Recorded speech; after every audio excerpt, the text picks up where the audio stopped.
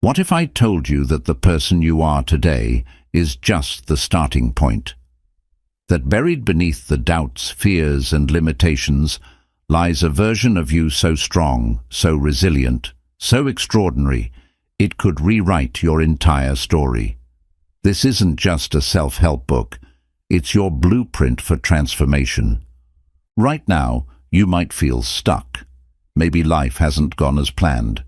Maybe you've hit rock bottom, or you're simply tired of living the same day on repeat. But what if I told you that rock bottom isn't the end? It's the foundation for everything you're about to build. What if I told you that your pain, your failures, and even your loneliness aren't obstacles, they're tools waiting to be used? This book isn't about fixing what's broken, it's about creating something new. It's about unlocking the courage you didn't know you had, turning your setbacks into superpowers, and designing a life so powerful, so aligned, that it feels like it was always meant to be. You'll learn how to destroy the comfort zones that keep you small, rewrite the narratives that hold you back, and turn even your darkest moments into fuel for growth. You'll discover how to build a fortress around your mind, borrow courage from your future self, and wield pain as a weapon for transformation. But here's the truth. Transformation isn't about becoming someone else. It's about uncovering the greatness that's already within you. You don't need permission. You don't need to wait. The power to rebuild yourself is already in your hands. This is your moment to take it back, to step into your story as the hero you were always meant to be. Are you ready? Because your transformation begins now. Chapter 1. The Beauty of Hitting Rock Bottom. Rock bottom isn't the end. It's the foundation for everything you can build. When there's nothing left to lose, you gain clarity. You gain perspective. Embrace this moment. Use the silence of despair to hear your inner voice. Understand that the best version of you can only emerge from the ashes of your old self. Chapter 2. Stop fixing. Start creating. Stop seeing yourself as broken. You are not a puzzle to be solved, but a masterpiece waiting to be painted. Focus on creation, not repair. What new habits, skills, or passions can you build from scratch? See yourself as an artist, and your life as a blank canvas. Chapter 3. Become the hero and the villain.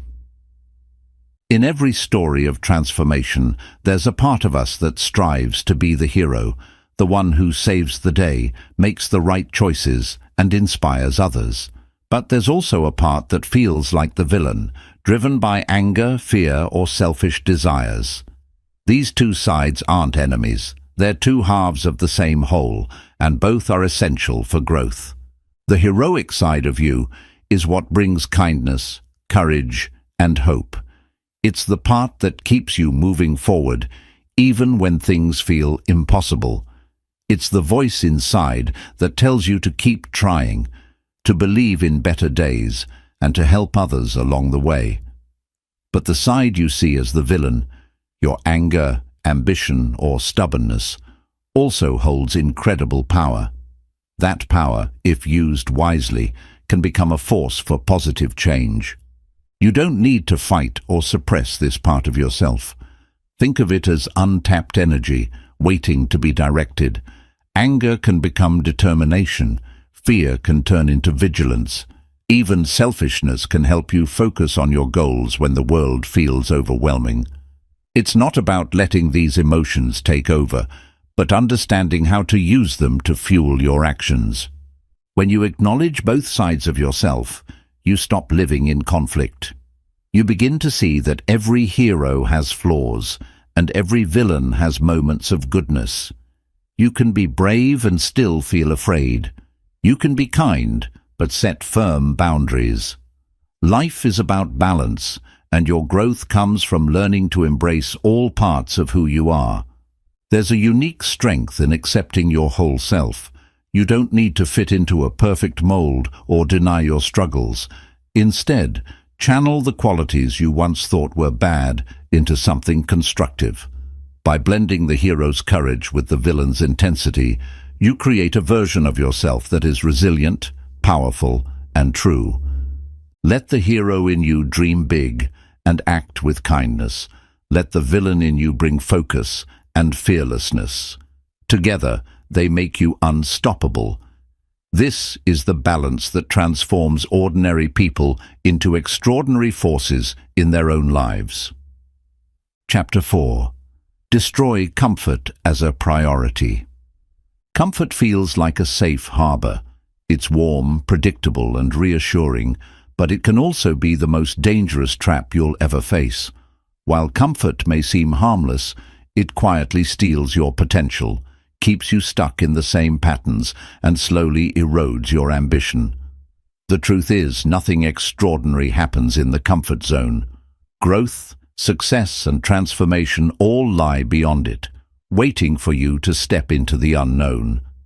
At its core, comfort is resistance to change. It whispers that you're fine as you are, that you don't need to try harder, and that the risks aren't worth it. It makes you settle for less, convincing you to choose short-term pleasure over long-term growth. But what comfort doesn't tell you is that staying still is not the same as staying safe. Life keeps moving, whether you do or not, and if you cling to comfort, you'll find yourself left behind. Breaking free from comfort is not easy. Your mind and body are hardwired to seek ease and avoid pain, but the most transformative moments in life come when you choose discomfort over convenience. Think about the times you've grown the most. Was it during easy, relaxed periods, or was it when you faced challenges head-on? True strength is built when you push yourself to the edge, take on the things that scare you, and embrace the uncertainty of what lies ahead. To destroy comfort, you must intentionally seek discomfort. This doesn't mean putting yourself in harm's way or chasing chaos for the sake of it. Instead, it's about stepping into situations that challenge your limits, force you to grow, and make you adapt. Start small if you need to. Wake up earlier than usual, take a cold shower, or tackle a task you've been avoiding. Over time, you'll build a tolerance for discomfort, and what once felt impossible will become second nature. The key is to reframe discomfort as an opportunity rather than a threat. When you feel the sting of effort, the awkwardness of trying something new, or the fear of failure, remind yourself that this is where growth happens.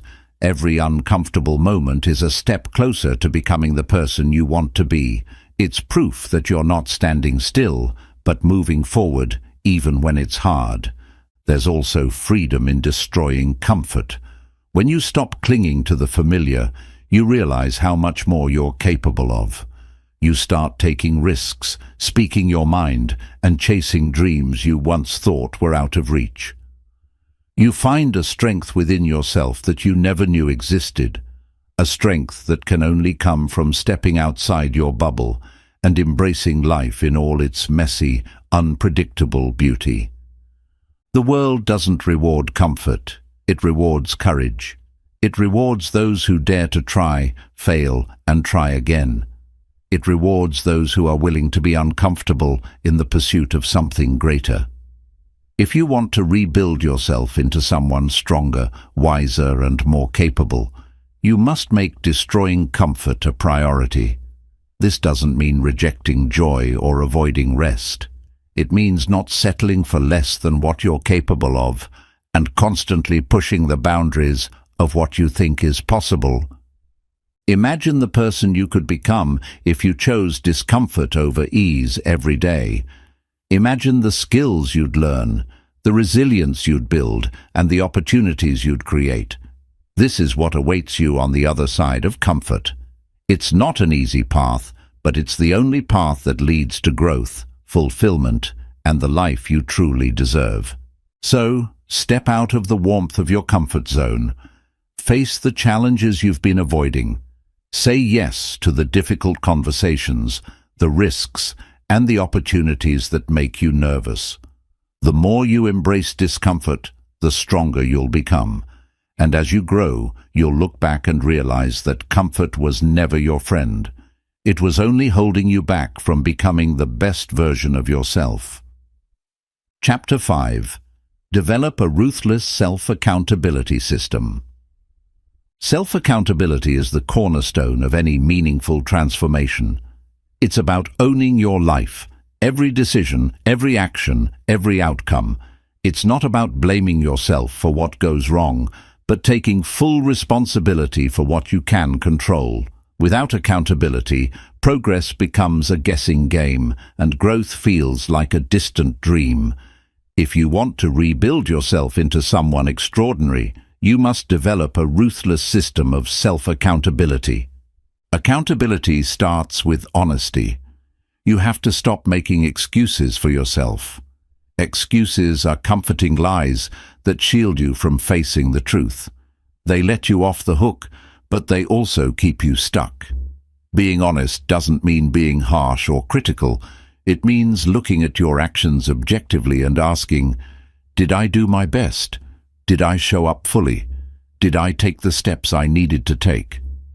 When you answer these questions truthfully, you begin to see where you're falling short and where you can do better. One of the most effective ways to hold yourself accountable is by tracking your progress. What gets measured gets managed.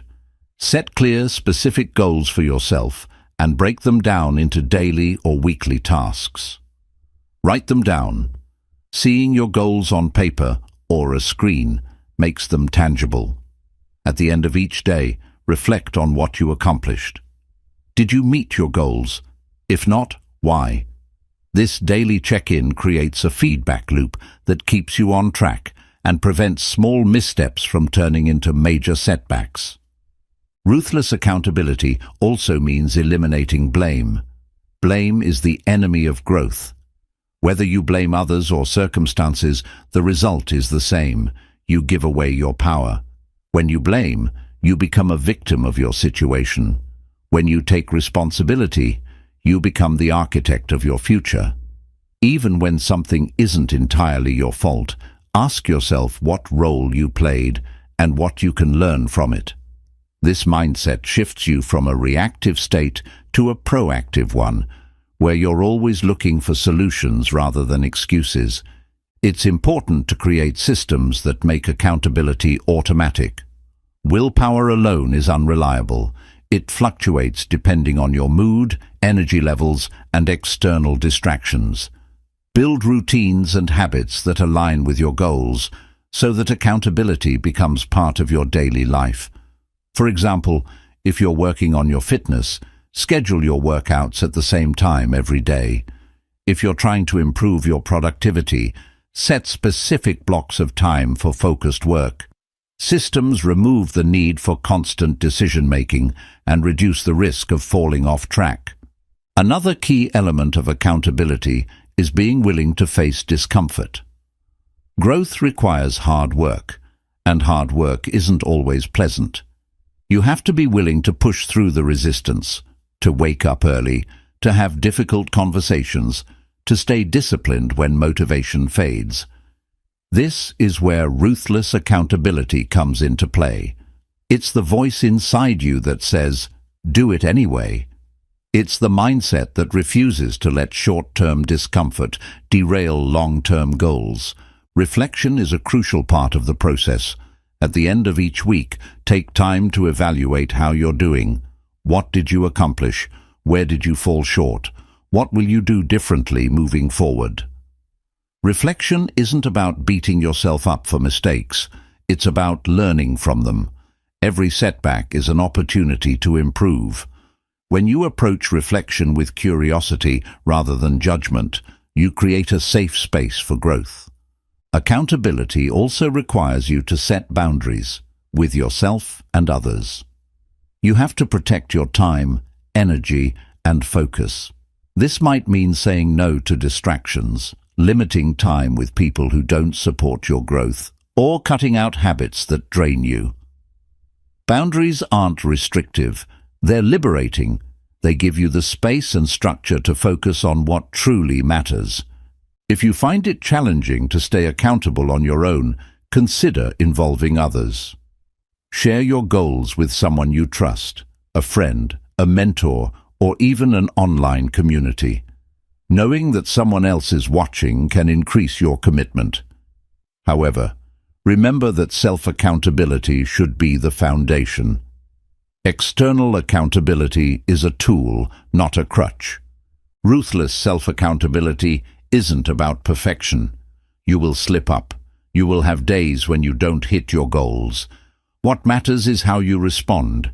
Do you make excuses, or do you own your actions and course correct? Do you give up, or do you try again with renewed effort? Accountability is a skill, and like any skill, it improves with practice. When you master self-accountability, you unlock your true potential. You stop waiting for external circumstances to change and start taking control of your destiny.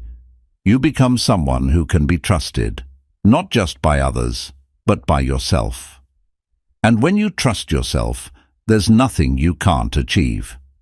Rebuilding yourself is a journey, and accountability is your compass. It keeps you focused, disciplined, and aligned with your goals. It's not easy, but it's worth it. Because when you take full responsibility for your life, you stop being a passenger and become the driver of your own transformation. Chapter 6. Rewrite your personal mythology. Your life is shaped by the stories you tell yourself about who you are, where you've been, and what you're capable of. These stories, your personal mythology, are often written in moments of pain, triumph, fear, or confusion. Over time, they solidify into beliefs that define your identity and guide your decisions. But what happens when the stories you've been living by no longer serve you? If you want to rebuild yourself, you must rewrite your personal mythology. Many of the stories we tell ourselves are inherited. They come from our families, our culture, our past experiences, and the opinions of others. Maybe you were told you're not smart enough, not strong enough, or not worthy enough. Maybe you've internalized failure as permanent or seen setbacks as proof that you'll never succeed. These narratives become self-fulfilling prophecies. If you believe you're destined to fail, you'll hesitate to try. If you see yourself as a victim, you'll struggle to take control of your life. The first step to rewriting your personal mythology is to recognize the stories you've been telling yourself. Take a moment to reflect. What beliefs do you hold about yourself? Are they empowering, or do they hold you back? Pay attention to the words you use to describe your life. If phrases like, "I'm just not good at that," or "things never work out for me," feel familiar, those are clues to the narratives that need to change. Once you've identified these stories, ask yourself, are they true?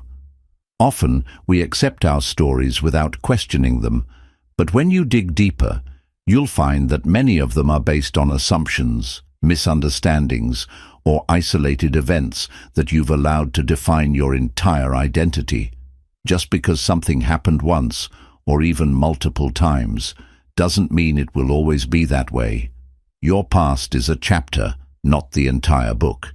Now comes the transformative part, rewriting your story.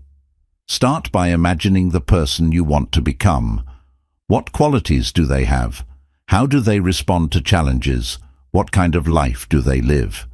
Your new story should align with this vision. For example, instead of saying, "I always fail at relationships," rewrite it as, "I'm learning to build healthy and meaningful connections." Instead of, "I'm not good at change," tell yourself, "I adapt and grow stronger with every challenge I face." This isn't about ignoring reality or pretending everything is perfect. It's about choosing to see yourself as capable of growth and change. Your story doesn't have to be a fairy tale, but it should be one that empowers you to take action and move forward. To solidify your new mythology, repeat it to yourself often. Write it down, speak it aloud, make it a part of your daily thoughts. The more you reinforce these new narratives, the more they become ingrained in your mind. Over time, they'll replace the old limiting beliefs that once held you back. Your new mythology should also include lessons from your past. You don't need to erase your history to move forward. Instead, reinterpret it. See the challenges you've faced as training grounds for resilience. View your mistakes as stepping stones to wisdom. When you rewrite your story, you're not discarding who you were, you're transforming it into a foundation for who you're becoming. Surround yourself with people who support your new narrative. The stories you tell yourself are influenced by the people around you. If your current environment reinforces the old, limiting beliefs, it will be harder to make lasting changes. Seek out individuals who see your potential, encourage your growth, and inspire you to keep rewriting your story. Rewriting your personal mythology is not a one-time act. It's an ongoing process. Life will continue to challenge you, and new experiences will test the strength of your new narrative. When this happens, revisit your story. Adjust it as needed. Keep it aligned with your goals, your growth, and your vision for the future. Imagine the power of living a story where you're the hero, where setbacks are temporary, where challenges are opportunities, and where you are in control of your destiny. That's the life you can create when you rewrite your personal mythology. It won't be easy, and it won't happen overnight. But with each new chapter you write, you'll move closer to the person you were always meant to be. The pen is in your hands. Write wisely. Chapter 7. Stop being a slave to validation. Validation is a natural human desire. From the time we are children, we seek approval from parents, teachers, friends, and even strangers. A kind word, a pat on the back, a like on social media. These little affirmations feel good. But when you build your sense of self-worth on external validation, you hand over control of your life. You become a slave to the opinions of others, constantly chasing their approval and afraid of their disapproval. To truly rebuild yourself, you must break free from this need. Living for validation is like trying to fill a bucket with holes. No matter how much approval you receive, it never feels like enough. The moment you get one compliment, you start seeking the next. The moment someone praises you, you worry about whether they'll still approve tomorrow. This endless cycle creates anxiety and insecurity because your value is always at the mercy of someone else's judgment. The problem with seeking validation is that it makes you compromise who you are. You start shaping your actions, decisions, and even your personality around what you think others want from you. You wear masks to fit in, hide parts of yourself to avoid criticism, and make choices based on what's popular instead of what's right for you. Over time, you lose touch with your authentic self. Breaking free from the need for validation starts with recognizing that no one's opinion of you is more important than your opinion of yourself. What someone else thinks of you is a reflection of their own values, beliefs, and experiences, not a measure of your worth. You have to decide once and for all that your value isn't up for debate. It doesn't rise when people praise you or fall when they criticize you. It simply exists, unshaken by external noise. To stop being a slave to validation, you must learn to listen to your own voice. Ask yourself, what do I want? What feels right to me? What makes me happy? These questions may feel unfamiliar if you've spent most of your life prioritizing others' opinions. But the more you practice, the clearer your inner voice will become. Trust it. Trust yourself. Part of this process involves becoming comfortable with discomfort. When you stop seeking validation, you'll inevitably face disapproval, criticism, or even rejection. People who are used to you conforming to their expectations may not like it when you start prioritizing your own needs. That's okay. Let their discomfort be a sign that you're growing. Remember, the goal isn't to please everyone. It's to live a life that's true to you. You also need to redefine what success means to you. If your idea of success is tied to external recognition, like getting a promotion, being admired, or gaining followers, you'll always feel like you're chasing something just out of reach. Instead, measure success by internal standards. Did you stay true to your values? Did you make progress toward your goals? Did you grow as a person? These are the metrics that truly matter. Social media is one of the biggest traps for validation seekers. It's designed to make you crave likes, comments, and shares. To break free, you need to change how you interact with these platforms. Stop posting for likes and start sharing what genuinely matters to you. Stop comparing yourself to others and start focusing on your own journey. If social media feels toxic, take a break or limit your usage. Your peace of mind is worth more than any number of likes. Building self-validation is a daily practice. It's about celebrating your own achievements, no matter how small. It's about acknowledging your efforts, even when no one else does. It's about looking in the mirror and saying, "I am enough," even when the world tries to tell you otherwise. The more you validate yourself, the less you'll need it from others. One of the greatest freedoms you'll experience is the freedom from validation. When you stop caring about what others think, you start living for yourself. You take risks without worrying about judgment. You speak your truth without fear of criticism. You make choices based on your own values, not someone else's expectations. This kind of freedom isn't just empowering, it's transformative. Imagine a life where you're no longer weighed down by the need for approval, a life where you're free to be yourself, unapologetically and authentically. This is the life you can create when you stop being a slave to validation. It won't be easy, and it won't happen overnight. But with each step you take, you'll reclaim a piece of your freedom. And in that freedom, you'll discover the strength, confidence, and self-worth that have been within you all along. Chapter 8. The Power of Becoming Unpredictable. Predictability feels safe. It gives us a sense of control, a routine to follow, and a way to anticipate outcomes.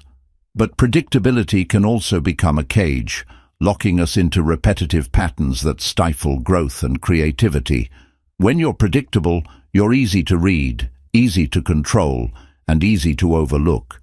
To rebuild yourself into someone truly dynamic, you must embrace the power of unpredictability. Predictability often stems from fear. Fear of failure, fear of judgment, or fear of the unknown keeps us clinging to routines and habits that feel secure. We wake up at the same time, follow the same paths, make the same choices, and wonder why nothing changes. The problem is that comfort zones breed stagnation.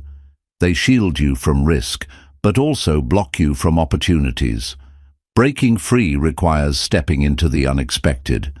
Becoming unpredictable doesn't mean abandoning all structure or living recklessly.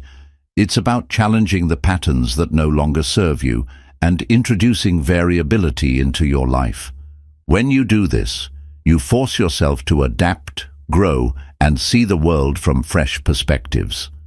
Unpredictability keeps you sharp.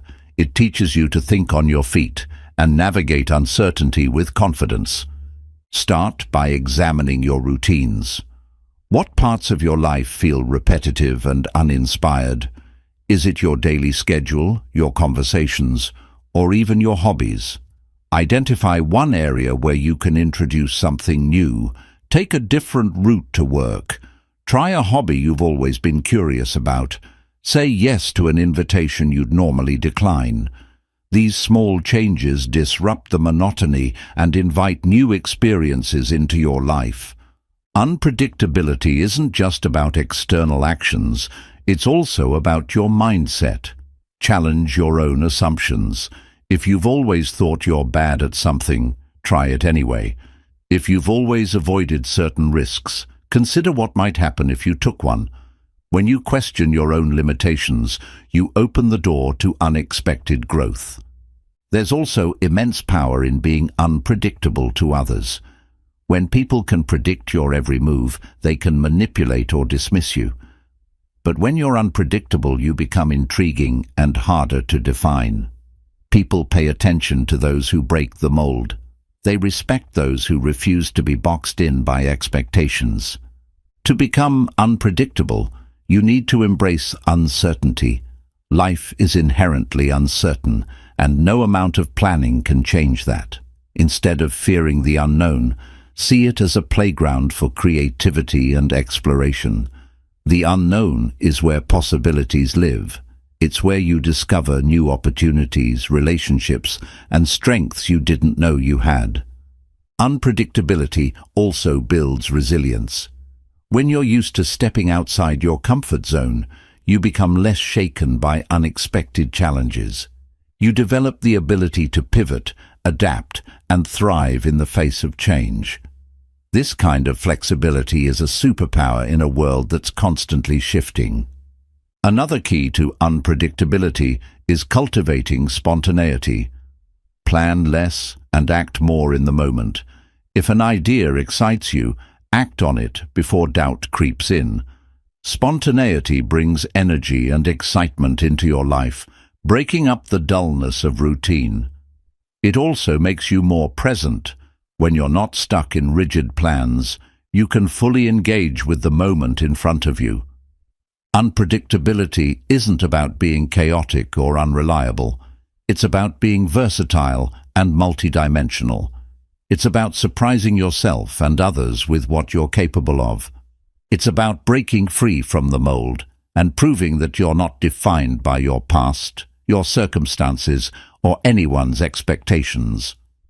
When you become unpredictable, you make room for growth in every area of your life. Your relationships become more dynamic as people see new sides of you. Your work becomes more creative as you take risks and innovate. Your personal growth accelerates as you challenge limits and explore new paths. Imagine a life where you're not bound by the same routines, not held back by fear, and not defined by what others expect of you. Imagine the excitement, the possibilities, and the freedom that come with being unpredictable. This is the power you unlock when you embrace change, take risks, and step boldly into the unknown. Becoming unpredictable doesn't mean abandoning who you are. It means expanding who you are. It means becoming a person of depth, complexity, and endless possibility. So, start small, stay curious, and let unpredictability become your greatest strength.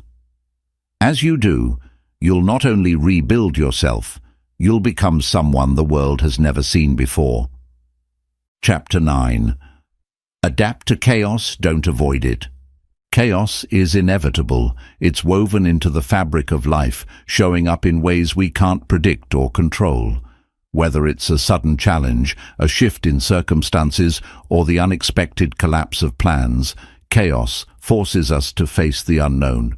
Most people spend their lives trying to avoid it, building routines, strategies, and safety nets to shield themselves. But no matter how carefully you plan, chaos will find you. The secret to rebuilding yourself lies not in avoiding chaos, but in learning to adapt to it. Chaos often feels overwhelming because it disrupts the illusion of control. We like to believe that if we plan well enough, work hard enough, or follow the rules, everything will go smoothly.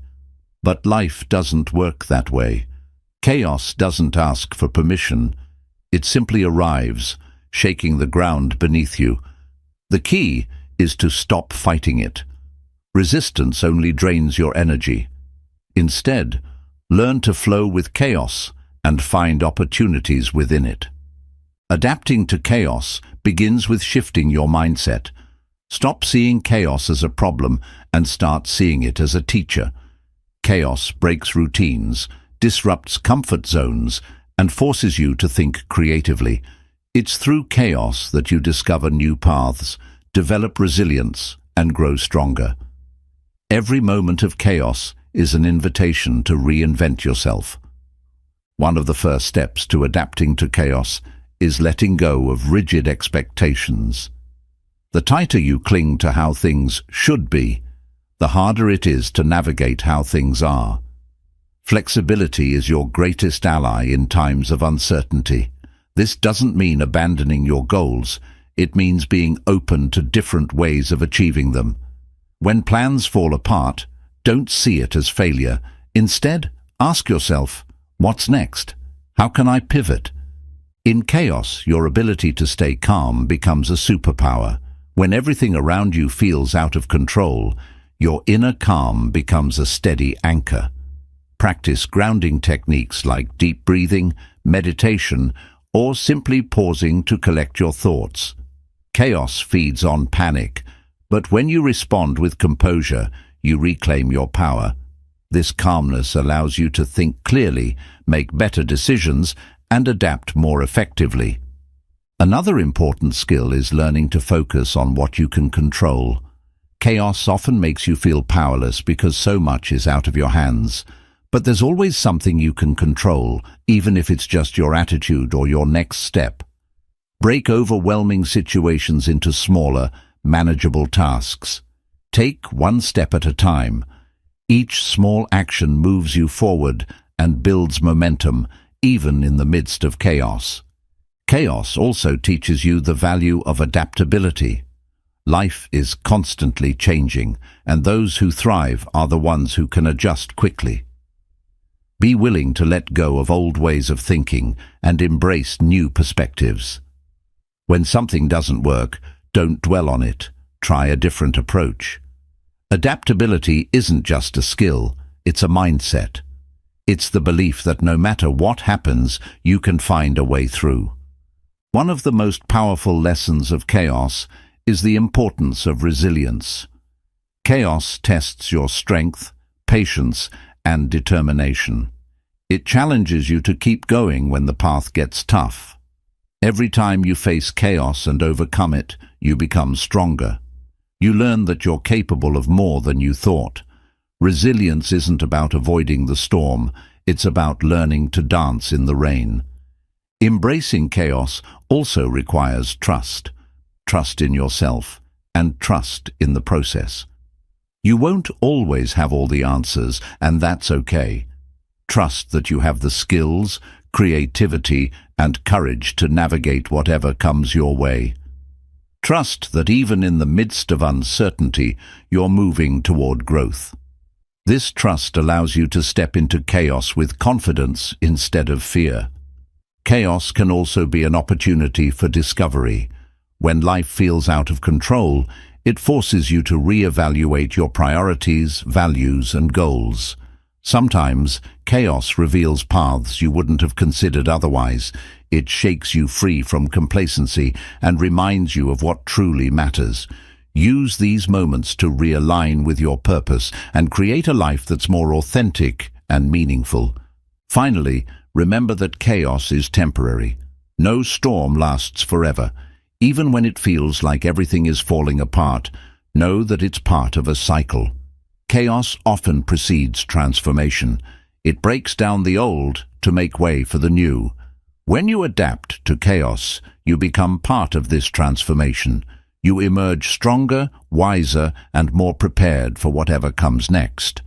Imagine a life where chaos doesn't scare you but excites you. A life where you see uncertainty as an adventure, not a threat. This is the power of adapting to chaos. It's not about eliminating uncertainty, but learning to thrive within it.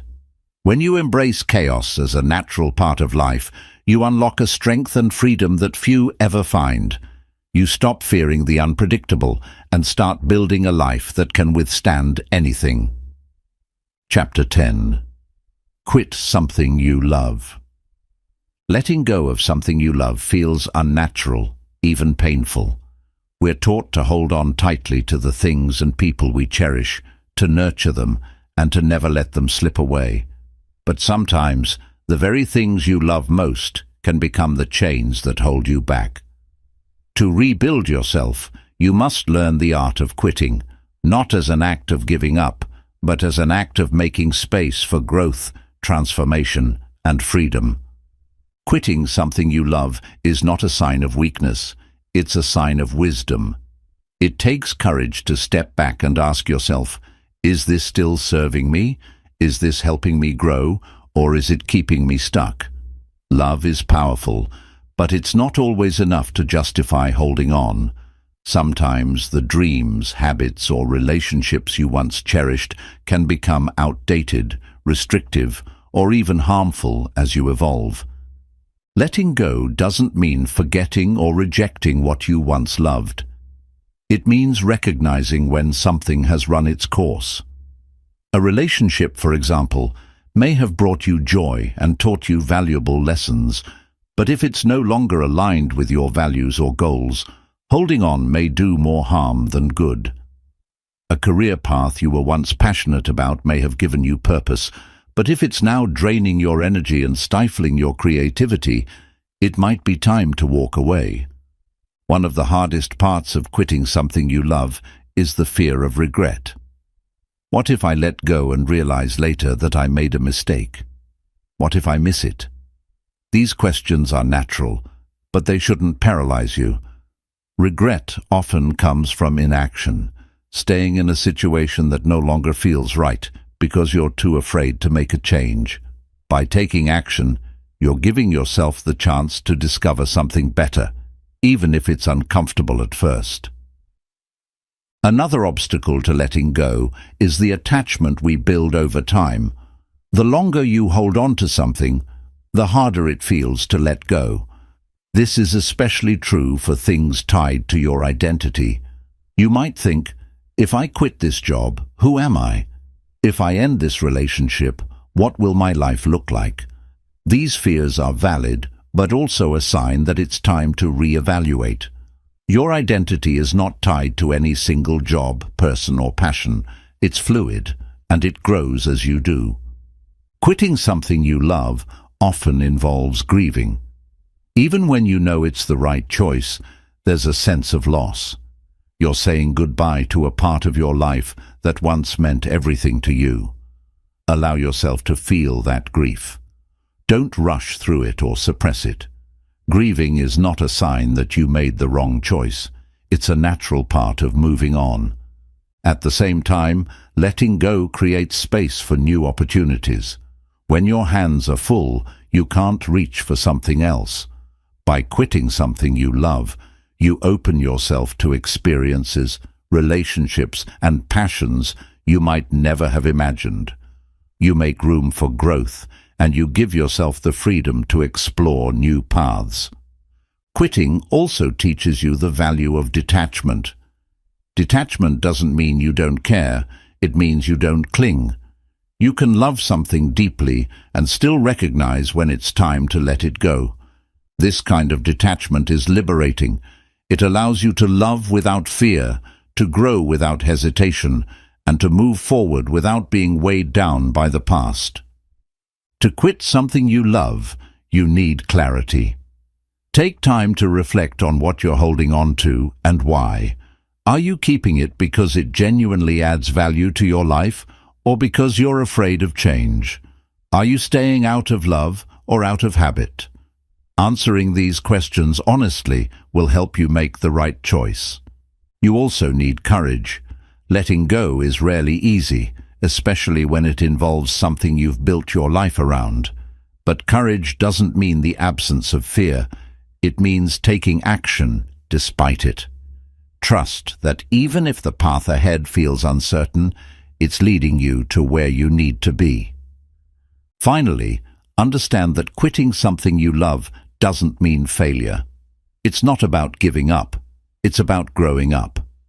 It's about recognizing that life is a series of chapters, and sometimes you have to close one to begin another. The love you felt doesn't disappear. It becomes a part of your story, shaping who you are and guiding you toward what's next. Imagine the freedom that comes with letting go of what no longer serves you. The weight lifts, the space clears, and suddenly you're free to create, explore, and grow. Quitting something you love isn't the end of your journey. It's a powerful step forward. It's an act of courage, wisdom, and love for yourself and the life you're building. Chapter 11. Weaponize your pain.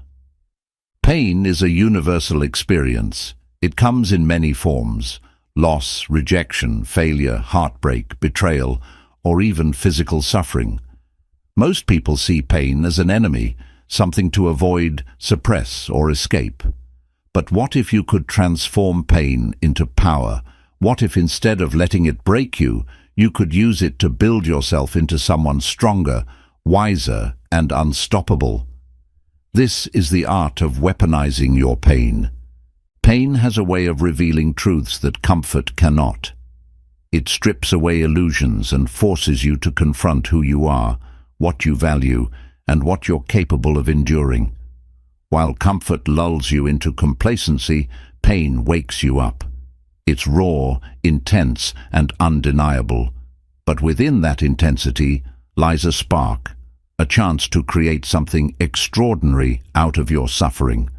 The first step to weaponizing your pain is acknowledging it. Many people try to numb their pain with distractions, addictions, or denial. But pain doesn't disappear just because you ignore it. It lingers in the background, quietly shaping your thoughts and actions. To truly harness its power, you must face it head-on. Acknowledge what hurts, why it hurts, and how it's affecting you. This honesty is the foundation of transformation. Next, you must reframe your pain. Instead of seeing it as something that's happening to you, see it as something that's happening for you. Pain is not punishment, it's a teacher. Every painful experience carries a lesson, a challenge, or an opportunity for growth. Ask yourself, what can I learn from this? How can this make me better? This shift in perspective turns pain from a burden into a tool for self-improvement. One of the most powerful ways to weaponize pain is to channel it into action. Pain creates energy, an intense, often overwhelming energy. Instead of letting that energy consume you, direct it towards something constructive.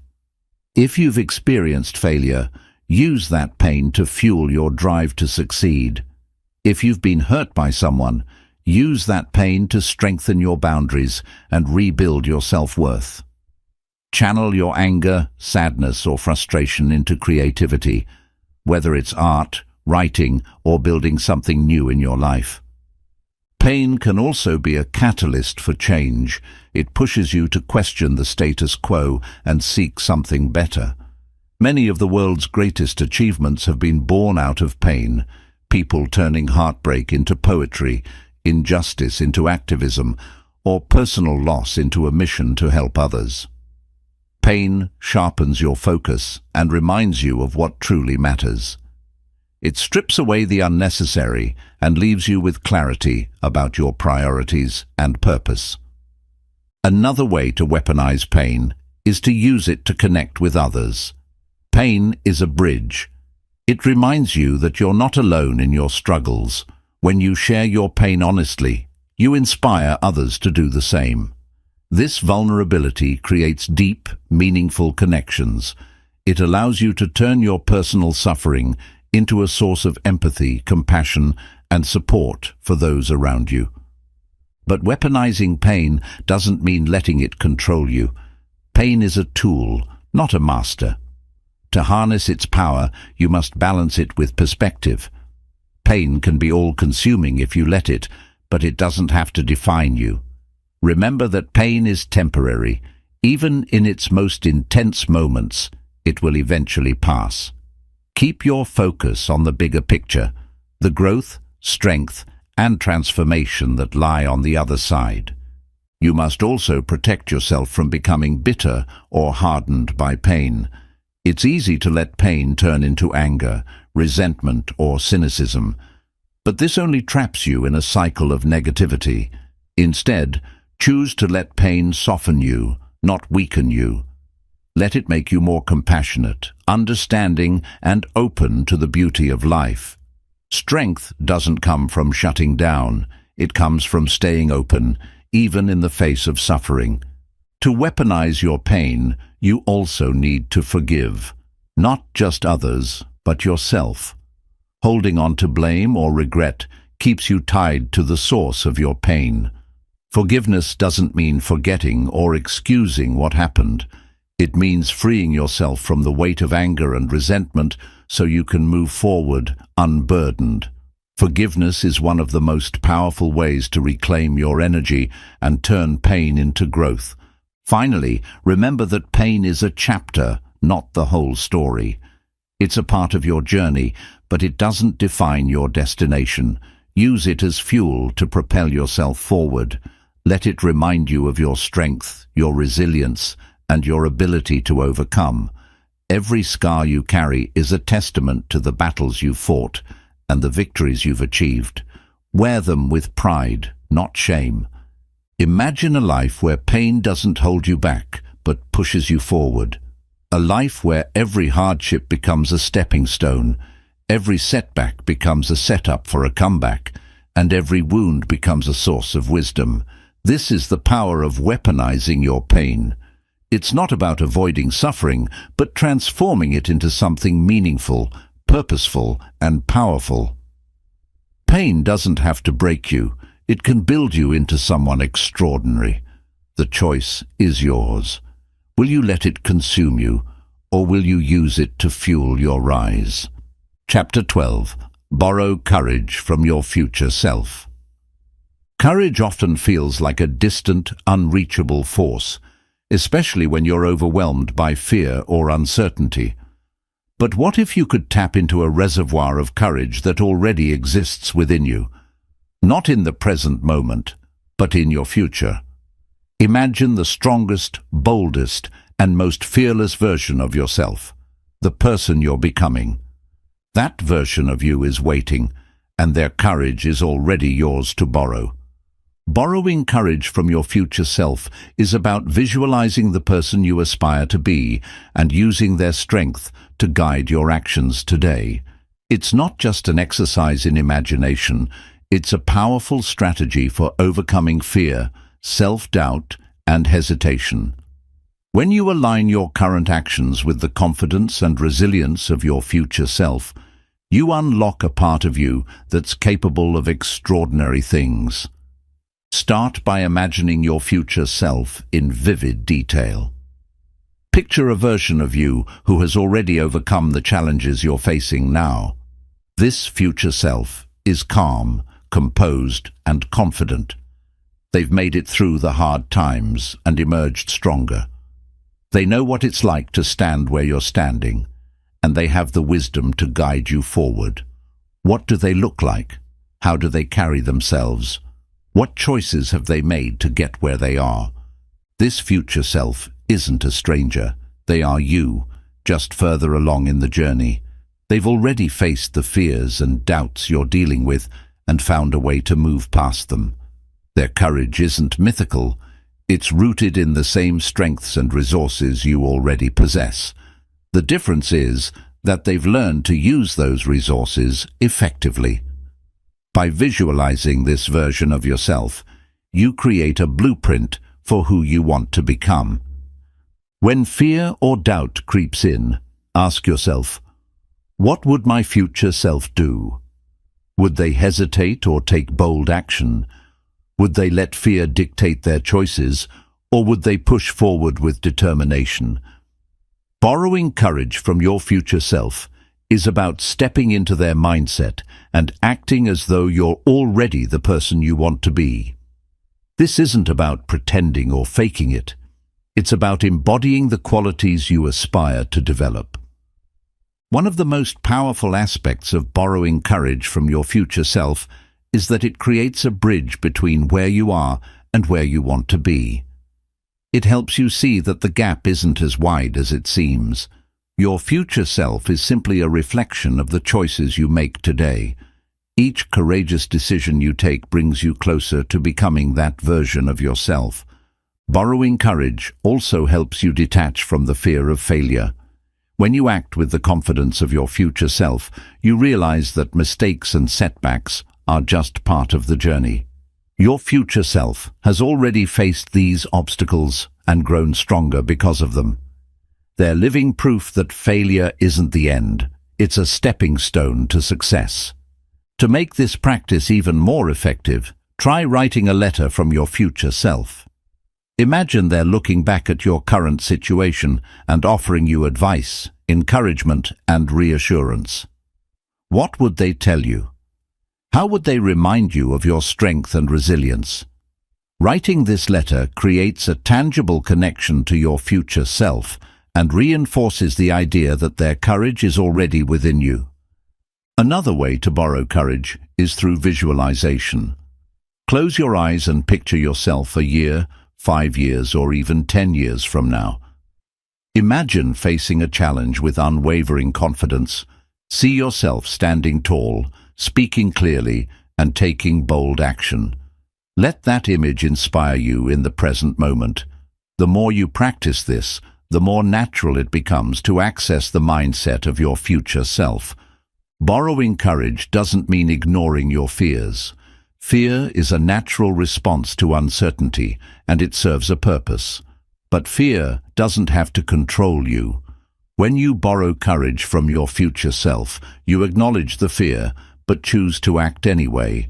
You remind yourself that the strength to face challenges is already within you, even if it feels out of reach right now. The beauty of borrowing courage is that it builds momentum. Each time you take a step forward, no matter how small, you prove to yourself that you're capable. This creates a feedback loop where courage leads to action, action leads to growth, and growth reinforces your courage.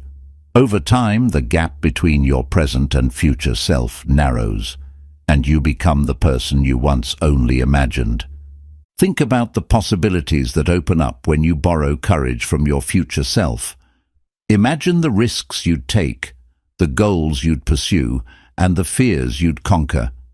Picture the relationships you'd build, the opportunities you'd seize, and the life you'd create. All of this starts with a single decision: to act today as though you already possess the courage you'll one day embody.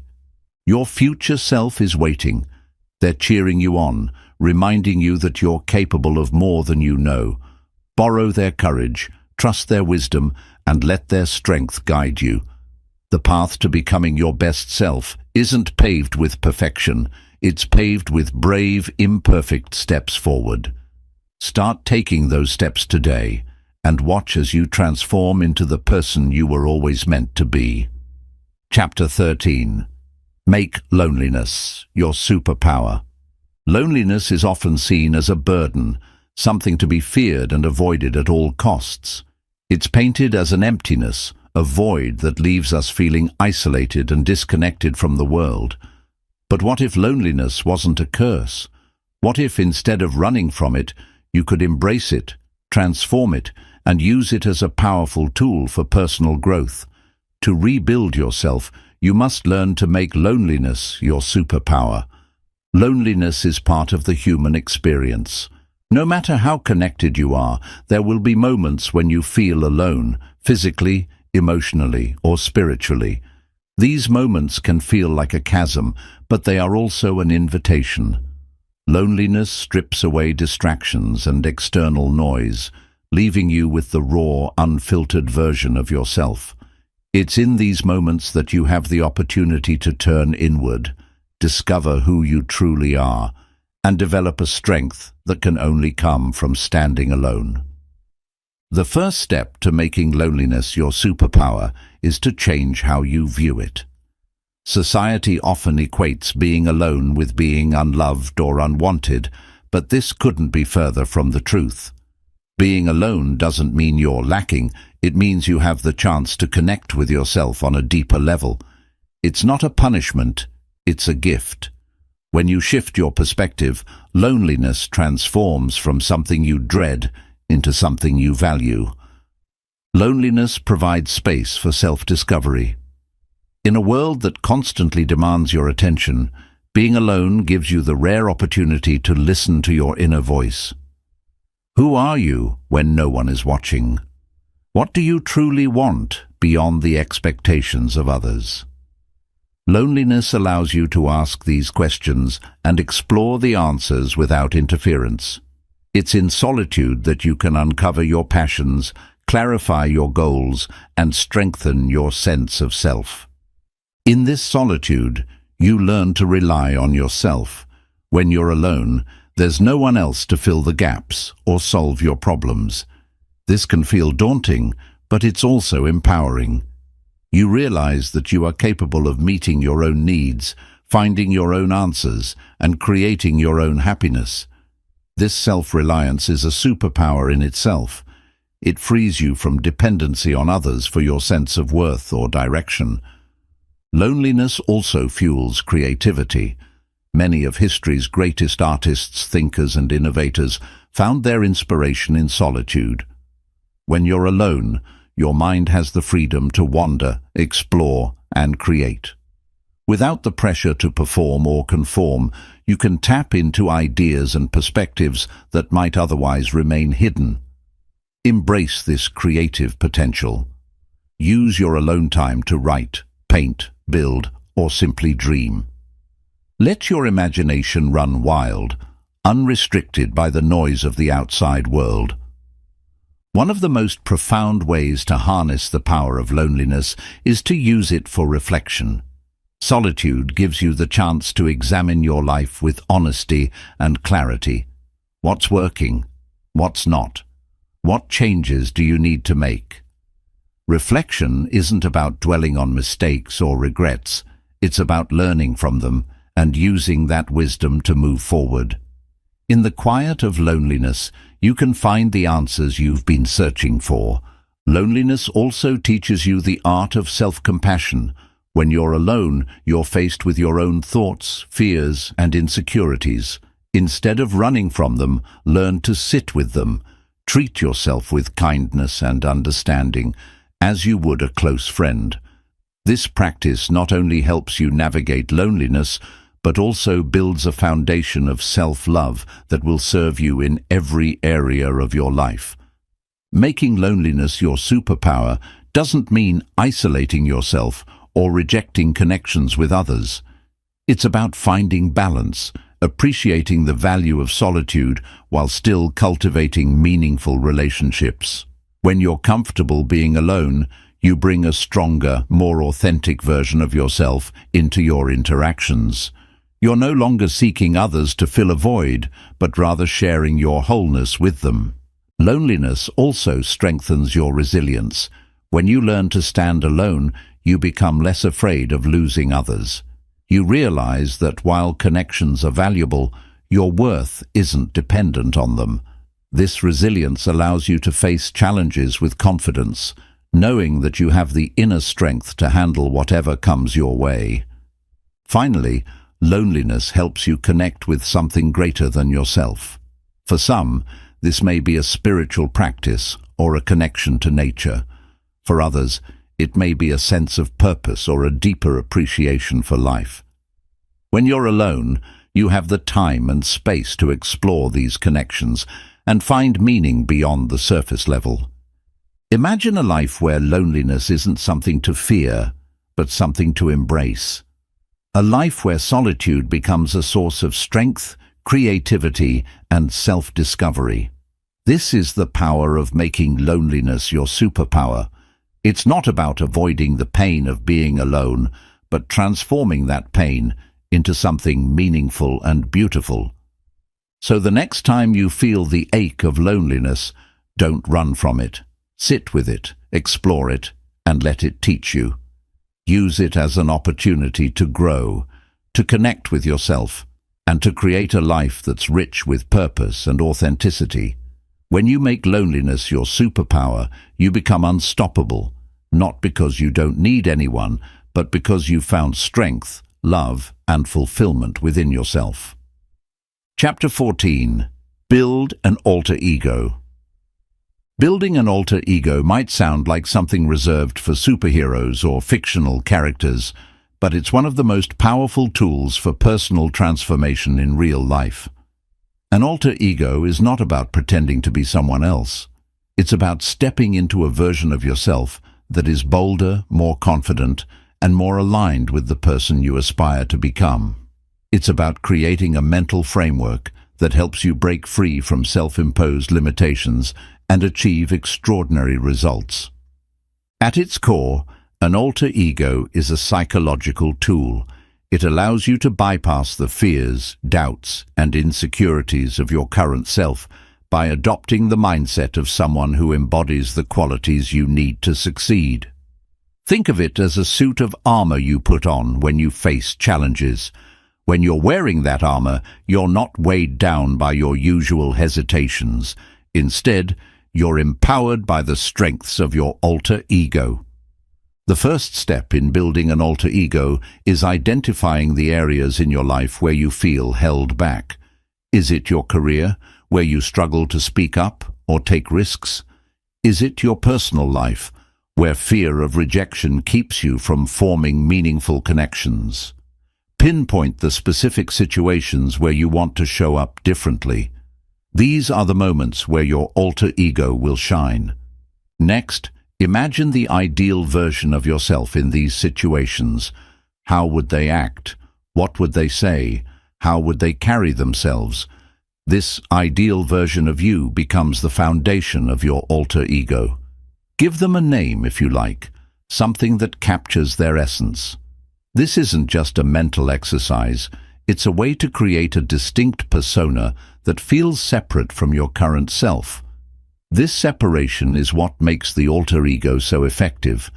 It allows you to step out of your comfort zone without feeling like you're risking your identity. When creating your alter ego, draw inspiration from people you admire. These could be real-life mentors, fictional characters, historical figures, or even archetypes like a warrior, artist, or leader. Study their qualities, behaviors, and attitudes. What makes them powerful? What sets them apart? Incorporate these traits into your alter ego. Remember, you're not copying them. You're using their strengths as building blocks for your own transformation. Your alter ego doesn't have to be perfect. In fact, it's better if they're not. Perfection is intimidating and unattainable. Instead, focus on the qualities that matter most for the challenges you're facing. If you struggle with confidence, your alter ego might be fearless and assertive. If you tend to procrastinate, they might be disciplined and action-oriented. The key is to design an alter ego that fills the gaps in your current mindset and behavior.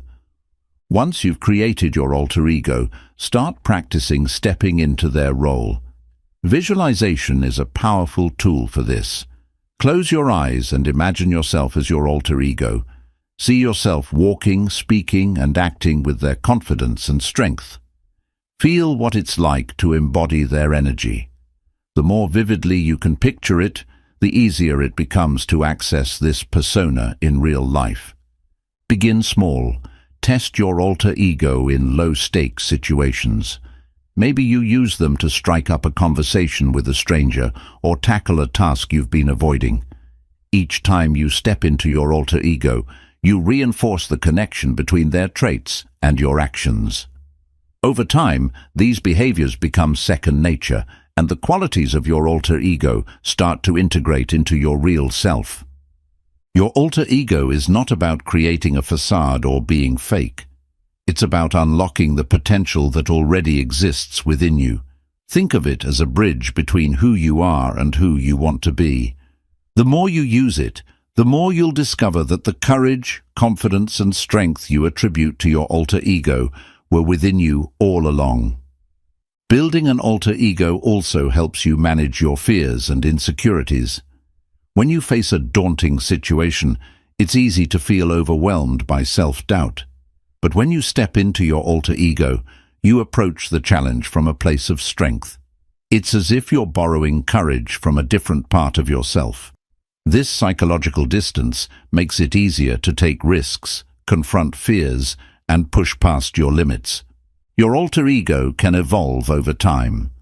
As you grow and overcome challenges, you might find that the qualities you once needed are now part of your everyday identity. When this happens, you can create a new alter ego for the next phase of your journey. The process of building and using alter egos becomes a cycle of growth, allowing you to continually expand your capabilities. Imagine walking into any situation with the confidence and clarity of someone who knows they can handle it. Imagine speaking up, taking risks, and pursuing your dreams without hesitation. This is the power of an alter ego. It's not about pretending to be someone else. It's about becoming the version of yourself that you've always had the potential to be. So start today. Create your alter ego. Give them a name, a purpose, and a personality. Step into their shoes and watch as they guide you through fear, doubt, and challenges. Over time, you'll realize that your alter ego isn't just a tool, it's a reflection of the best parts of you. And as those parts become stronger, you'll no longer need to borrow their strength. You'll have built it within yourself, brick by brick, action by action, step by step. Chapter 15. Practice Strategic Ignorance. In a world overflowing with information, opinions, and distractions, it's easy to feel overwhelmed and scattered. Every day you're bombarded with news headlines, social media updates, unsolicited advice, and the endless chatter of other people's thoughts and priorities. The noise can be deafening, pulling your attention in 100 different directions and leaving you feeling drained, confused, or paralyzed. But here's a secret. You don't have to know everything, respond to everything, or engage with everything. To rebuild yourself, you must master the art of strategic ignorance.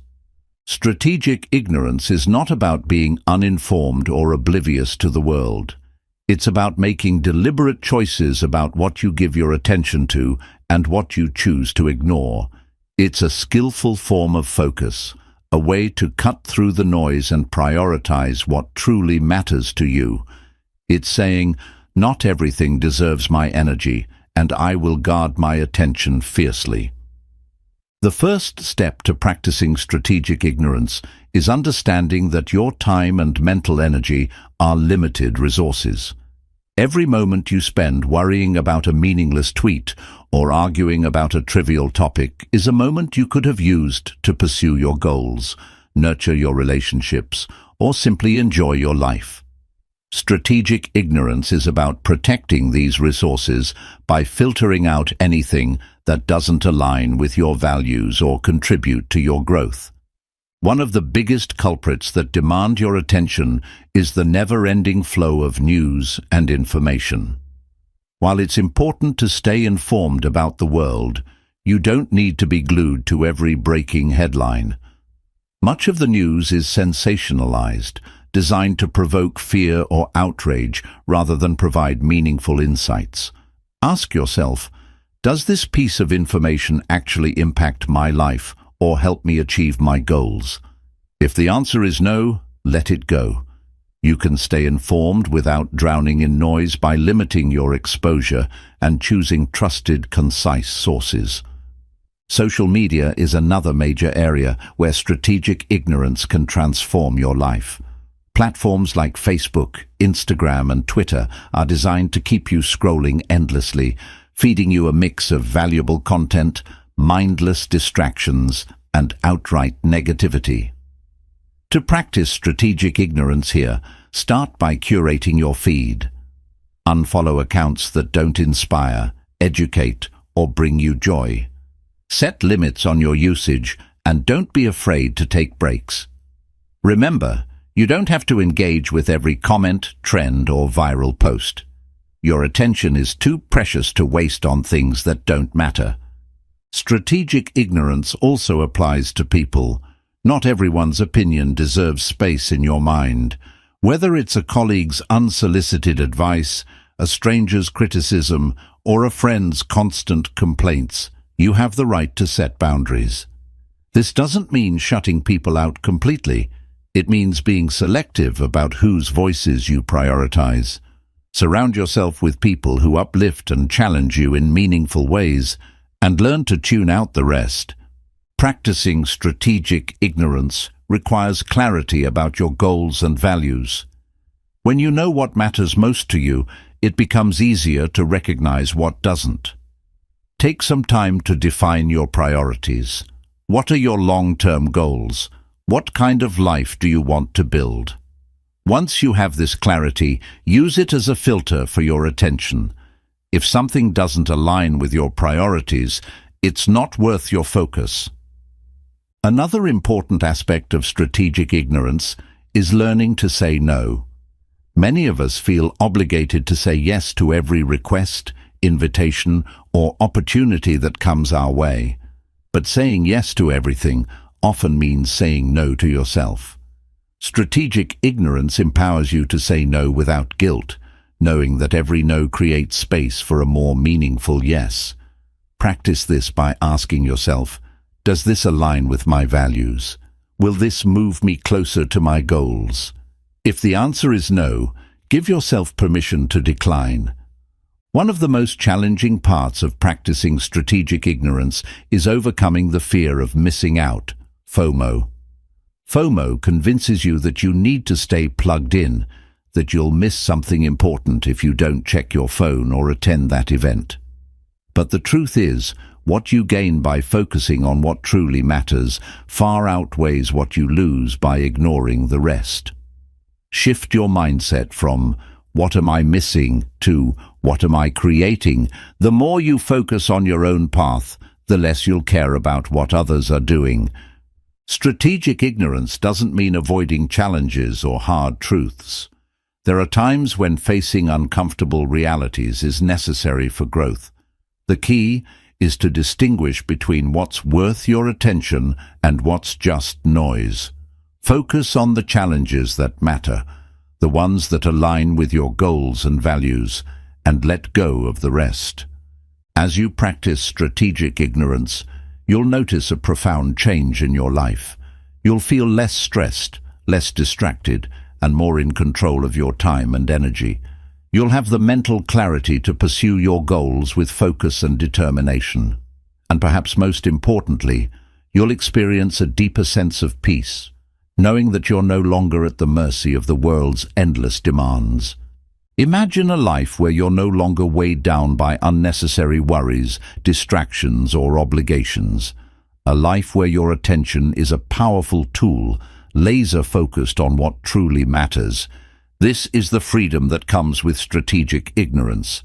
It's not about ignoring reality, it's about choosing your reality. It's about reclaiming your power and using it to build a life that's meaningful, fulfilling, and uniquely yours. Start today. Decide what you will no longer give your attention to. Set boundaries, make intentional choices, and let go of the rest. The world will always be noisy, but you don't have to listen. Instead, focus on your vision, your growth, and your journey. That's where your power lies, and that's how you rebuild yourself. Chapter 16. Create a ritual of rebirth. Rebirth isn't just about starting over, it's about transformation. It's a conscious decision to shed the old version of yourself and step into something new, something more aligned with who you want to become. Life is filled with opportunities to reinvent yourself, but without a clear ritual of rebirth, these opportunities can slip through your fingers. To truly rebuild yourself, you need to create a powerful and symbolic process of letting go of the past and embracing the future. A ritual of rebirth is not just a routine or a goal, it's a deeply intentional act that signals to your mind, body, and soul that you are ready to begin anew. It's a way to mark the end of one chapter and the beginning of another, to honor who you've been while stepping boldly into who you're becoming.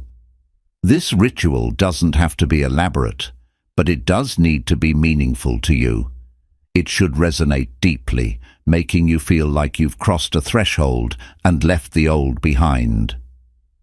The first step in creating a ritual of rebirth is acknowledging what you're leaving behind.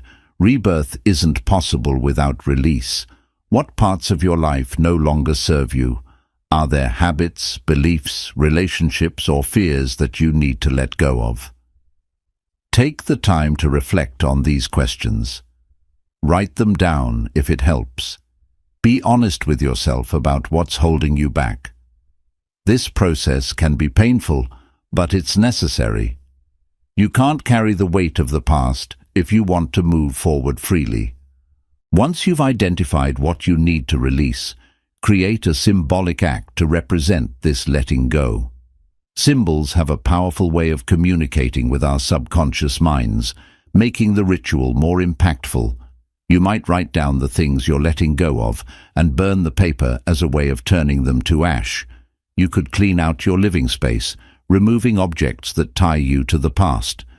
Some people find it helpful to cut or alter their hair, marking a visible change in their appearance.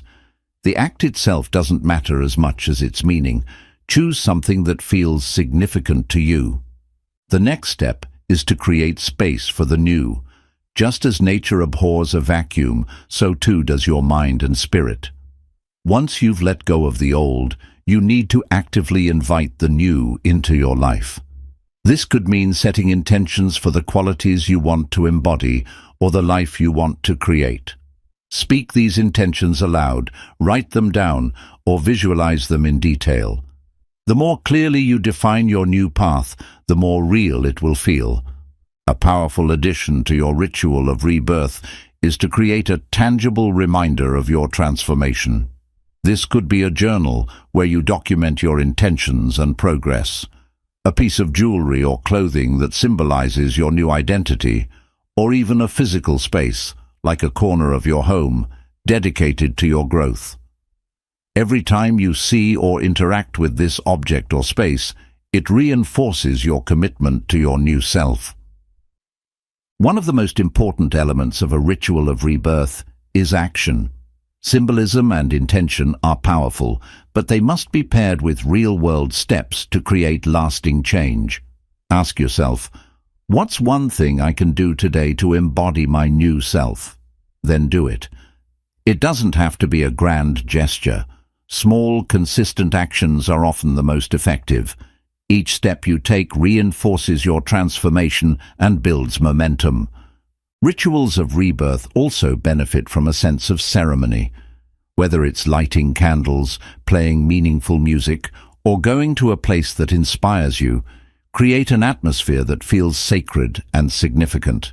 This helps to anchor the experience in your memory, making it a moment you can return to whenever you need a reminder of your transformation. As you move through your ritual, take a moment to honor the person you've been. Even if you're letting go of parts of yourself, they've served a purpose in your journey. Thank your past self for their strength, resilience, and lessons. Recognize that every version of you has brought you to this point. By honoring your past, you pave the way for a brighter future. Rebirth is not a one-time event. It's a process you can repeat whenever you feel the need to realign or grow.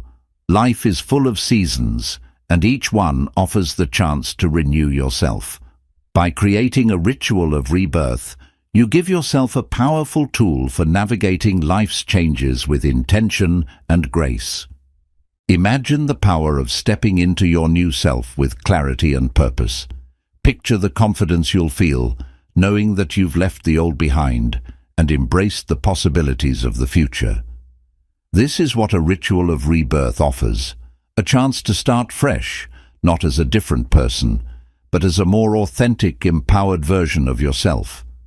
So take the time to create your ritual, make it yours. Let it be a turning point in your journey.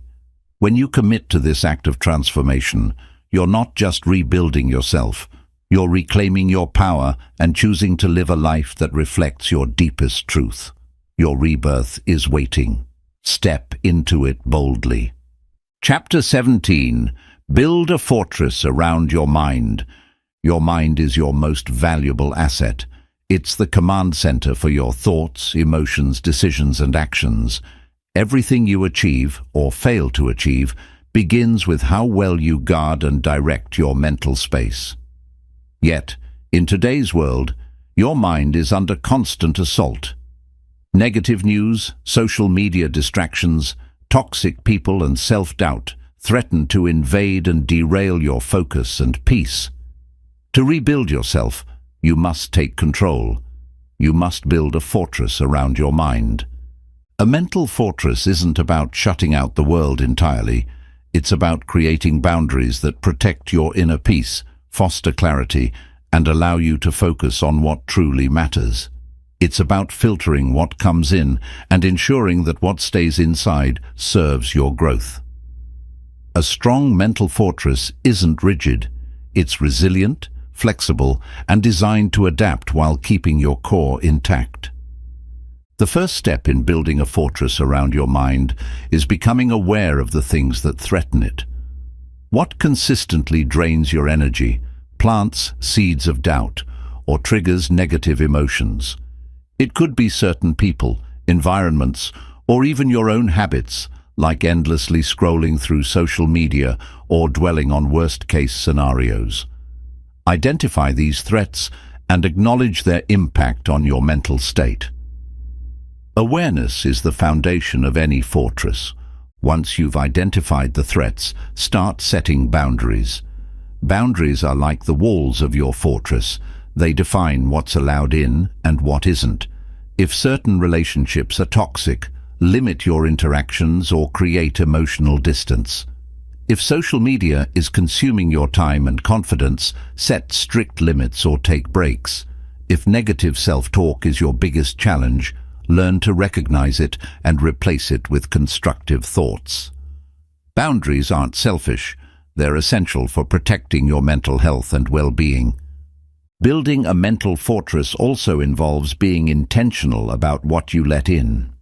Your mind is shaped by what you consume, so choose wisely. Surround yourself with positivity, books, podcasts, and conversations that inspire and uplift you.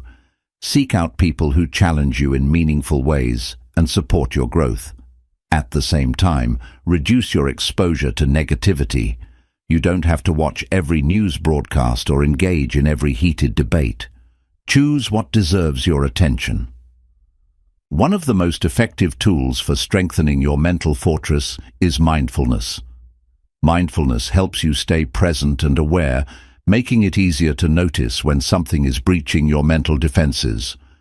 It allows you to observe your thoughts without judgment, giving you the power to choose which ones to engage with and which ones to let go of. Simple practices like meditation, deep breathing, or even just pausing to check in with yourself can significantly enhance your mental resilience. Your mental fortress also needs a strong foundation of self-belief. Doubt and insecurity are like cracks in the walls, allowing negativity to seep in. To reinforce your fortress, work on building your confidence. Celebrate your achievements, no matter how small. Remind yourself of your strengths and capabilities. Surround yourself with affirmations that reinforce your worth and potential. The stronger your self-belief, the harder it is for external negativity to penetrate.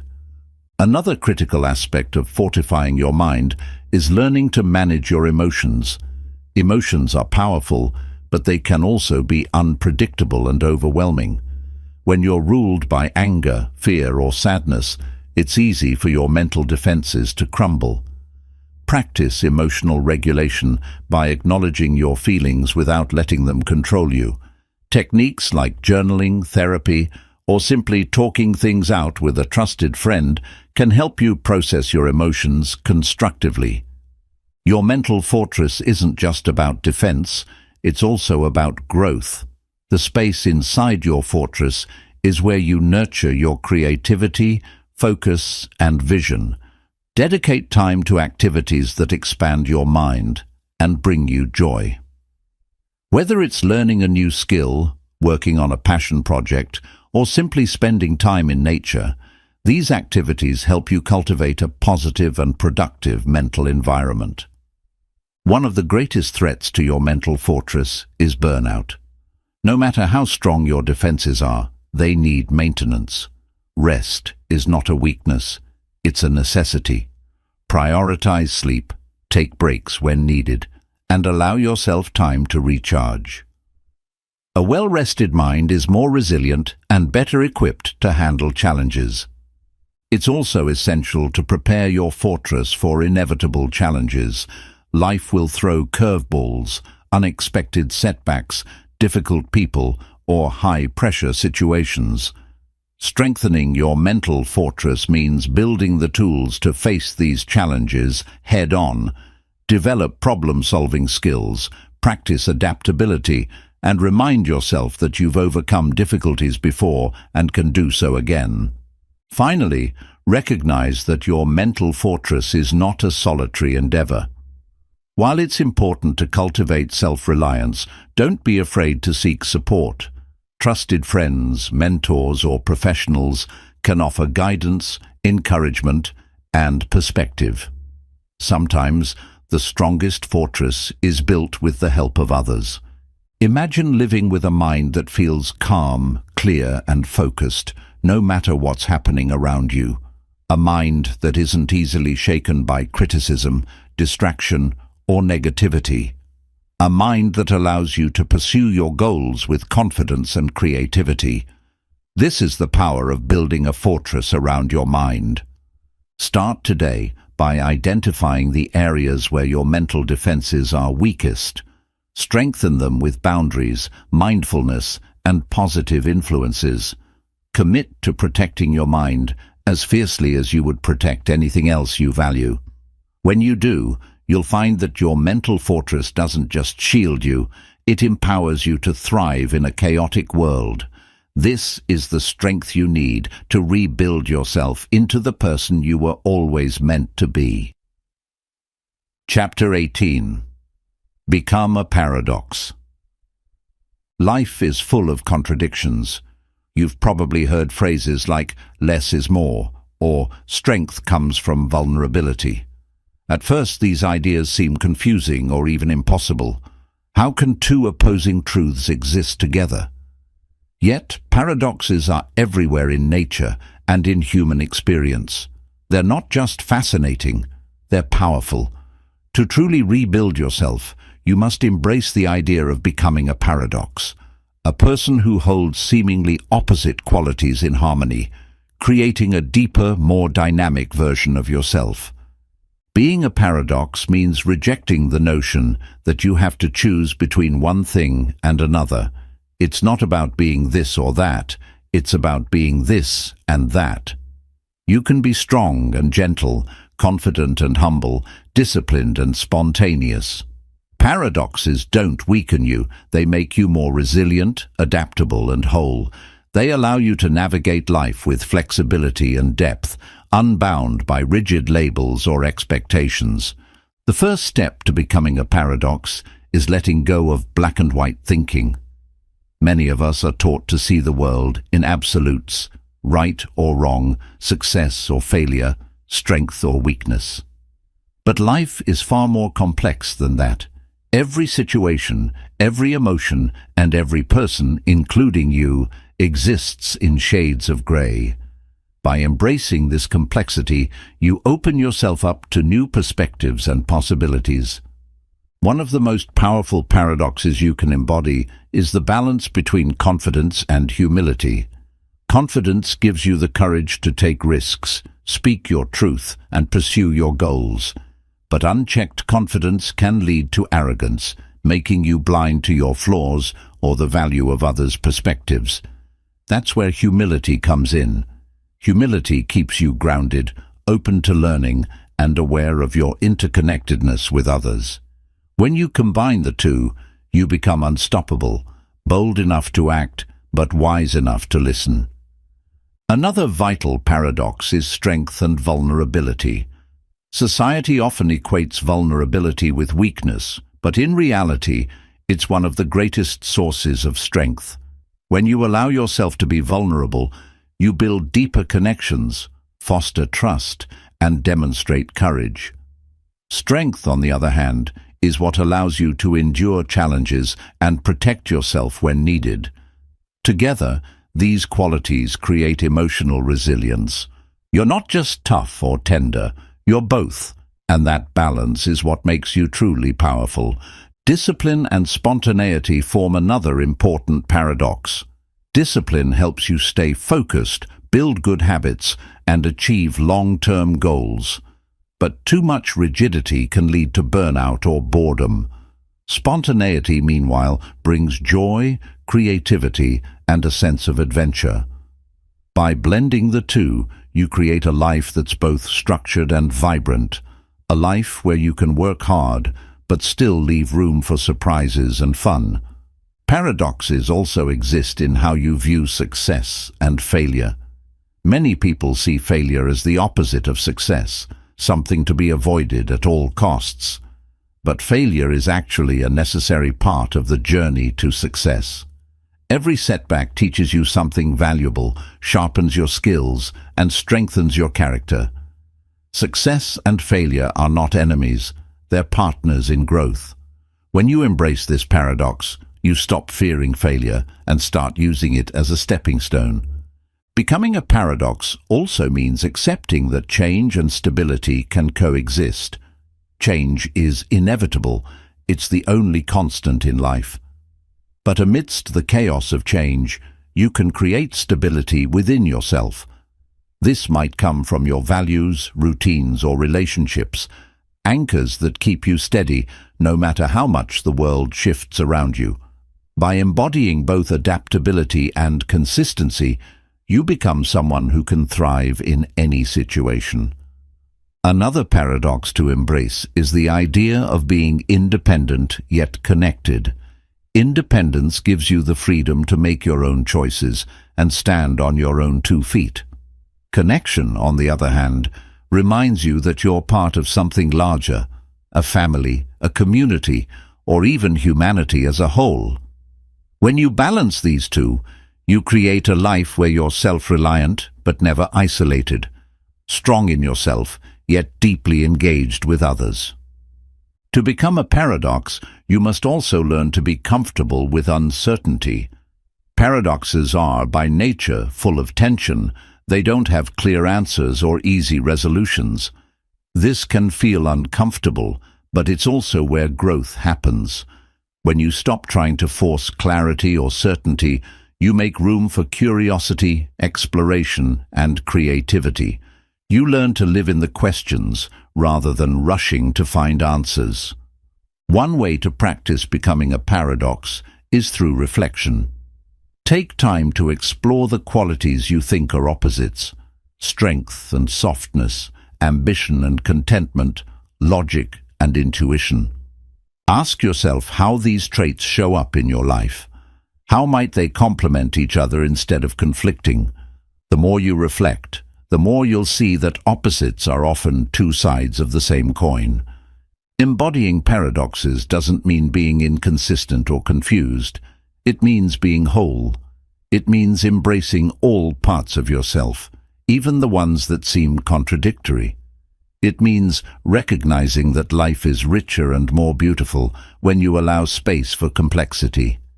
The more paradoxes you hold, the more dynamic and multidimensional you become.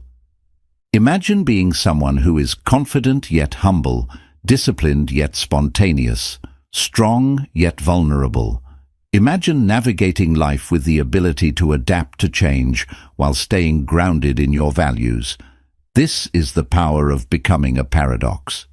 It's not about choosing one path over another.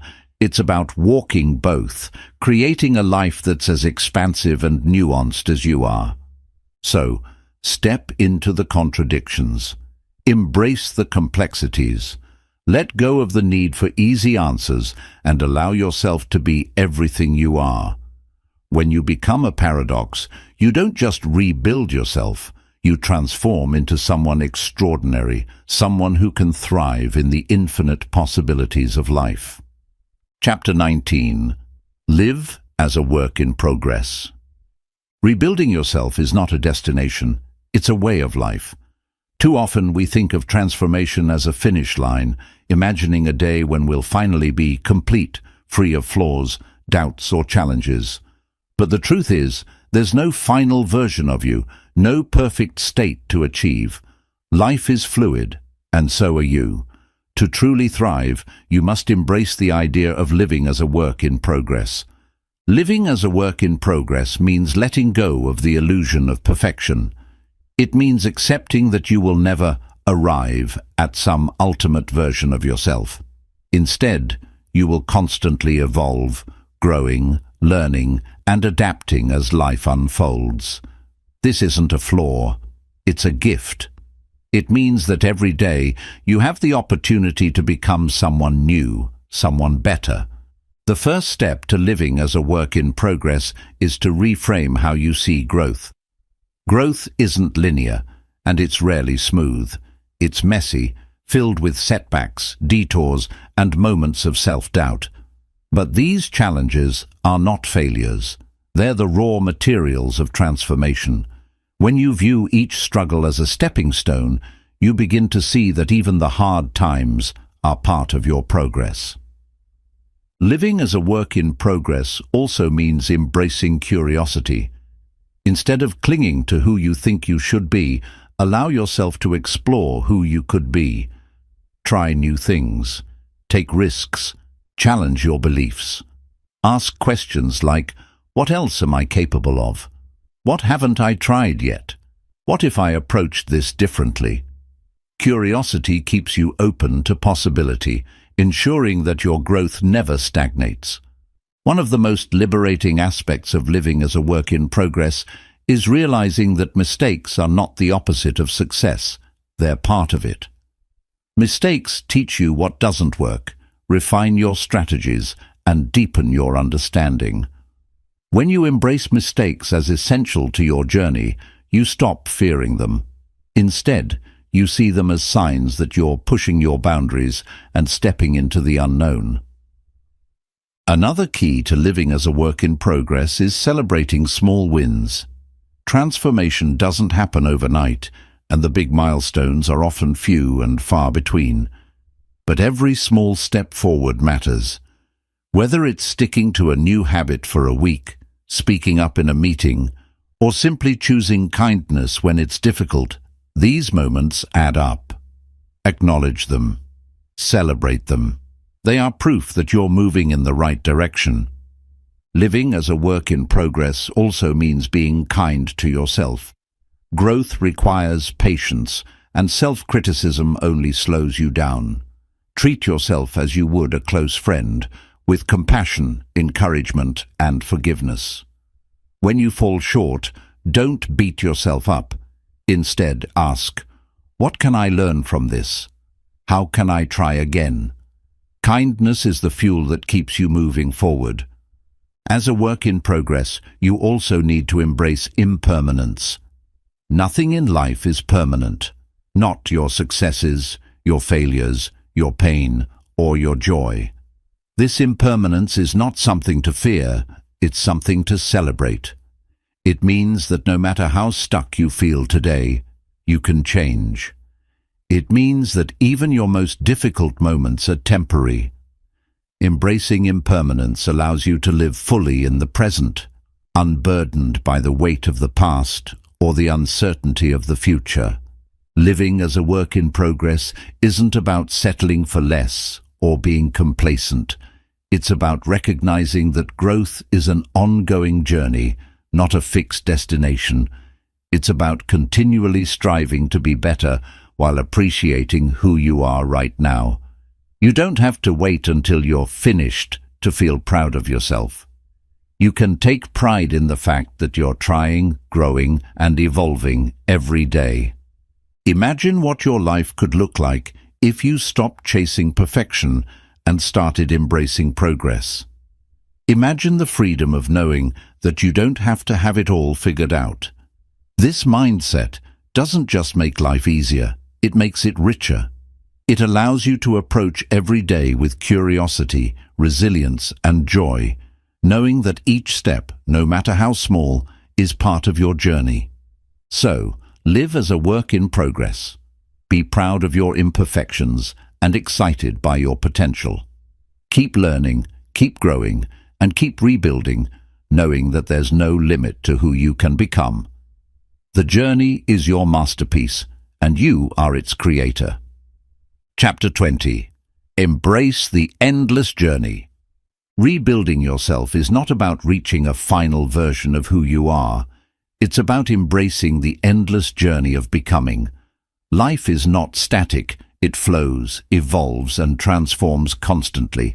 The person you are today is not the person you were a year ago, and a year from now, you'll have grown again. The beauty of this process lies in its infinite nature. To truly rebuild yourself, you must learn to find joy, purpose, and fulfillment in the ongoing journey of transformation. Embracing the endless journey starts with understanding that there's no finish line.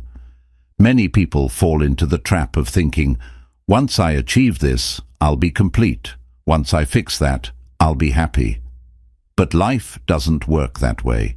Growth is not something you achieve and then set aside. It's a constant process. Every new goal you reach opens the door to another. Every lesson you learn prepares you for the next challenge. The journey doesn't end because life doesn't stop.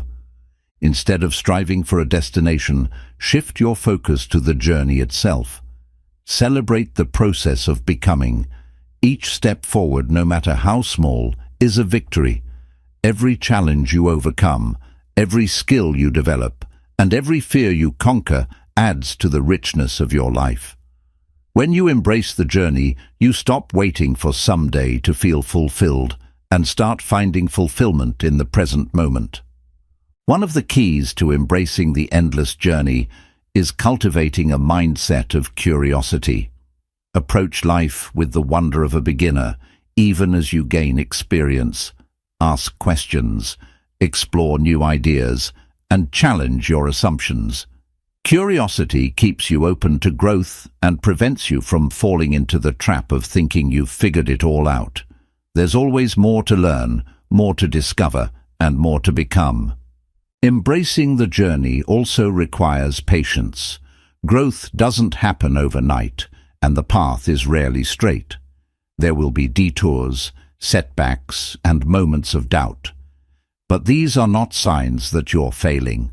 They're part of the process. Patience allows you to trust the timing of your journey, knowing that every step, no matter how slow, is moving you forward. Another essential aspect of embracing the endless journey is resilience. Life will challenge you in ways you can't predict. There will be times when you feel like you're starting over or losing ground. But these moments are opportunities to rebuild stronger than before. Resilience is not about avoiding hardship. It's about using it as fuel for growth. Each time you rise from a setback, you prove to yourself that you are capable of overcoming anything. As you navigate this journey, remember to reflect on how far you've come. It's easy to focus on what's still ahead and forget to honor your progress. Take time to look back and acknowledge the person you were and the person you've become. Celebrate your victories, learn from your challenges, and appreciate the journey that has brought you to this point. Embracing the endless journey also means accepting that you will never be perfect, and that's okay. Perfection is an illusion, a moving target that will always stay just out of reach. Instead of striving for perfection, aim for progress. Focus on becoming the best version of yourself that you can be today, knowing that tomorrow offers another opportunity to grow. A vital part of this journey is finding meaning in every stage of life. Whether you're facing triumphs or trials, success or failure, each moment has value. Even the difficult times teach you resilience, patience, and strength. When you find meaning in both the highs and the lows, the journey becomes richer and more rewarding. Finally, embrace the fact that the journey is yours and yours alone. It's easy to compare your progress to others, but everyone's path is unique. What matters is not how quickly you move or how far you go, but that you keep moving. Trust that your journey is unfolding exactly as it's meant to, in its own time and in its own way. Imagine living a life where every day feels like a step towards something greater, a life where you wake up excited by the possibilities of growth, unburdened by the need for perfection or the fear of failure. This is what it means to embrace the endless journey. It's not about reaching the end. It's about finding joy, purpose, and fulfillment in the act of becoming. As you continue to rebuild yourself, know that this journey will never truly end, and that's a beautiful thing. Each new chapter brings new opportunities, challenges, and discoveries. You are not a fixed being, but an ever-evolving masterpiece. Embrace this endless journey, and you'll find that life is not about who you are, it's about who you're becoming. Keep moving, keep growing, and keep creating the extraordinary life that only you can build.